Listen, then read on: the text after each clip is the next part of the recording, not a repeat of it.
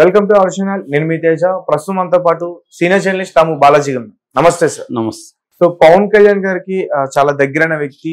So అతను మన Telugu film ఇండస్ట్రీలో కూడా one of the best producer. So TG Vishwaprasad people media ఫ్యాక్టరీకి సంబంధించిన వ్యక్తి. సో రీసెంట్ గా అతనికి ఈ ఆంధ్రప్రదేశ్ ప్రభుత్వం 1200 కోట్లు విలువ చేసే ఒక భూమిని ఇచ్చిందంటూ కూడా, అక్రమంగా ఇచ్చిందంటూ కూడా ఒక వార్త అయితే బయట బాగా సెన్సేషనల్ అవుతుంది. సో అంటే ఏంటి, ఇవ్వడానికి ఏమైనా రీజన్స్ ఉన్నాయా, లేకపోతే ఫ్రెండ్షిప్ కొద్దీ దాన్ని ఇచ్చారనుకోవచ్చు? పవన్ పార్ట్నర్ కి 1200 ఎకరాలు దారాదత్తం చేసిన ఆంధ్రప్రదేశ్ ప్రభుత్వం అనే పేరుతో సాక్షి పెద్ద కథనం రాసింది. వైసీపీ వాళ్ళు కూడా దీని మీద పెద్ద ఎత్తున మాట్లాడుతున్నారు. సో పవన్ పార్ట్నర్ అంటే అర్థమైందంటే ఇతను పేరు టీజీ విశ్వప్రసాద్, ఎన్ఆర్ఐ. అతను పీపుల్ మీడియా ఫ్యాక్టరీ అనే ఒక సంస్థ, ఒక ప్రొడక్షన్ హౌస్ ఉంది. అతను దాని తరఫున సినిమాలు తీస్తుంటాడు. అయితే పవన్ కళ్యాణ్కి కూడా ఒక బ్యానర్ ఉంది, Pavan creative works. Pavan creative works, people media factory ఇద్దరు కలిసి ఒక ఎల్ఎల్పి అంటే limited liability partnership, limited liability partnership అనేది ఒకటి ఏర్పాటు చేసి వీళ్ళిద్దరు కలిసి కొన్ని సినిమాలు ప్రొడ్యూస్ చేశారు. అందులో లేటెస్ట్గా బ్రో అనే సినిమా కూడా పవన్ కళ్యాణ్ సినిమా, ఈ రెండు కలిసి చేశారు. అలాగే ఇతను పార్ట్నర్గా ఉంటున్నాడు పవన్ కి, వ్యాపార భాగస్వామి. సో ఈ టీజీ విశ్వప్రసాద్ ఇప్పుడు ఏమైందంటే కర్నూలు జిల్లాలో నంద్యాల దగ్గర ఓర్వకల్ అని ఉంది, ఇండస్ట్రియల్ ఎస్టేట్. అది ఇండస్ట్రియల్ కారిడార్.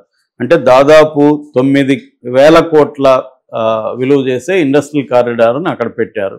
దానికి సంబంధించి మొన్న కేబినెట్ మీటింగ్లో దాదాపు 2,621 ఎకరాలు 2,621 ఎకరాలు ఆ ఇండస్ట్రియల్ పార్క్, ఓర్వకల్లు ఇండస్ట్రియల్ పార్క్కి కేటాయించింది ఆంధ్రప్రదేశ్ ప్రభుత్వం.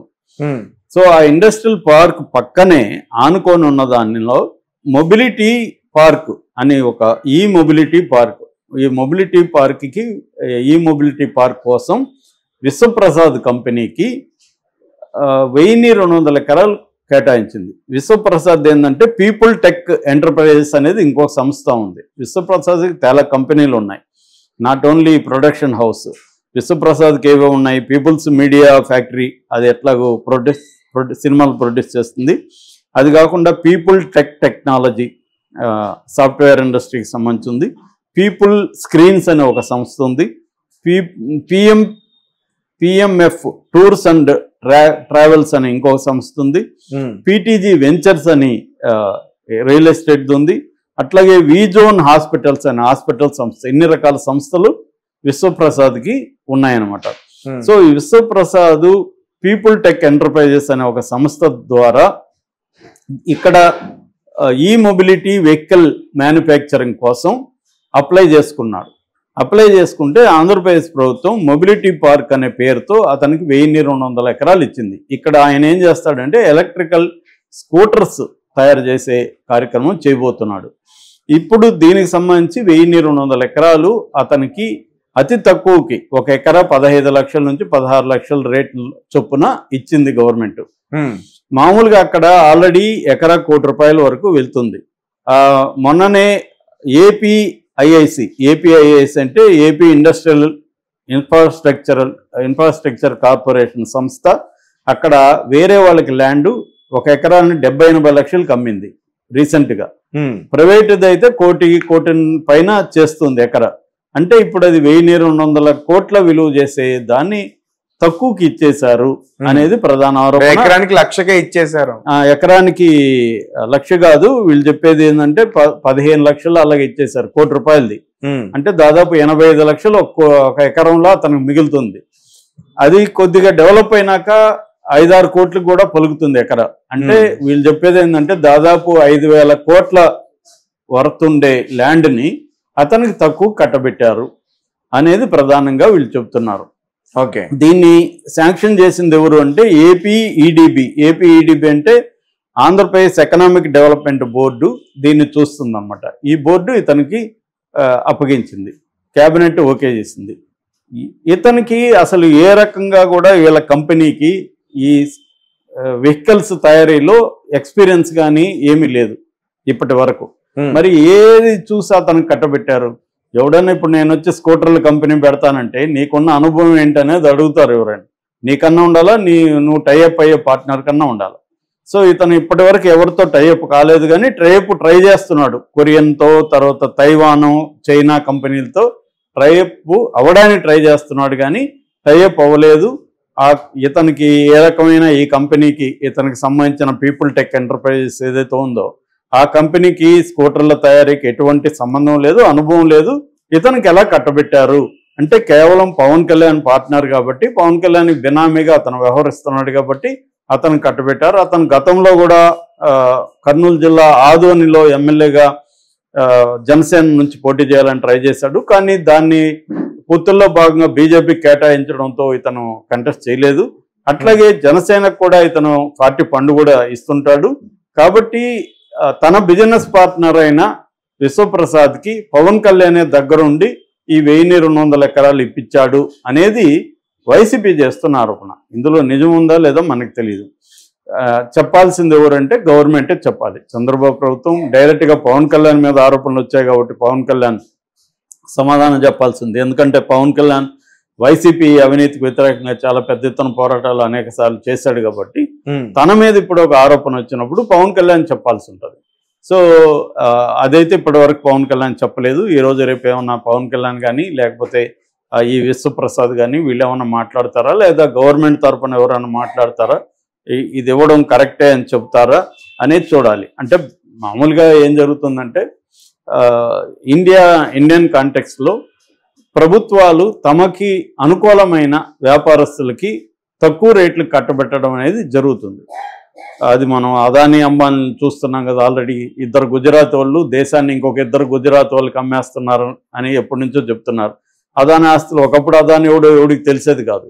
ఇవాళ కోవిడ్ టైంలో కూడా అదానీ ఆస్తులు విపరీతంగా పెరిగాయి. ఇవాళ అదానీ ఇంటర్నేషనల్ స్థాయిలో స్కాములను ఎదుర్కొనే స్థాయిలోకి వెళ్ళిపోయాడు.